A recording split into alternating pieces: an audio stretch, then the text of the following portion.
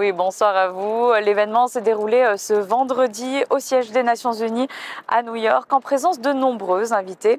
L'occasion pour nous également de revenir avec l'ambassadrice représentante permanente Isabelle Picot sur les moments forts attendus en cette année 2025. Reportage. L'engagement du prince Albert II en faveur du sport, tel était le thème de cette exposition de 12 photographies proposées à l'occasion de la réception annuelle de la mission permanente de Monaco, Nations Unies. Un thème choisi pour honorer la désignation cette année de Monaco comme capitale mondiale du sport. Une année chargée pour la mission permanente monégasque qui aura plusieurs grands rendez-vous ces prochains mois. Une première grande satisfaction, c'est l'adoption par consensus de la déclaration politique sur l'anniversaire des 30 ans de la plateforme de Pékin. Donc ça, pour les droits des femmes, ça c'était très important.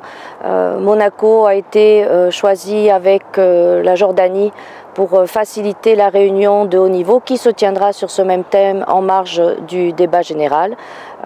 Une année très chargée aussi puisque nous allons venir à Nice pour la conférence, la 3e conférence des Nations Unies sur l'objectif de développement durable numéro 14, pour lequel le prince était fortement engagé puisqu'il était l'un des seuls chefs d'État à appeler à un ODD dédié aux océans.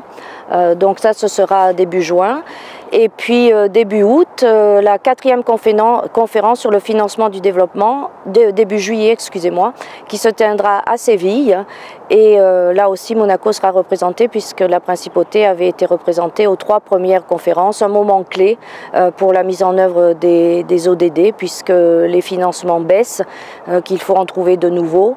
Il faut que les institutions financières internationales soient plus disponibles sur ces sujets et puis évidemment chercher d'autres fonds. Alors ça c'est hors siège. Ensuite nous reviendrons pour le forum politique de haut niveau en mi-juillet et puis nous préparons la 80e session de l'Assemblée générale, donc les 80 ans de l'ONU.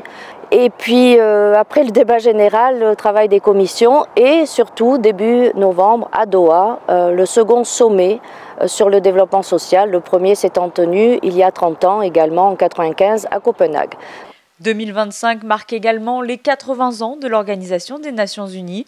Le prince Albert II devrait, comme à son habitude, faire le déplacement à New York en septembre prochain pour la traditionnelle semaine de haut niveau.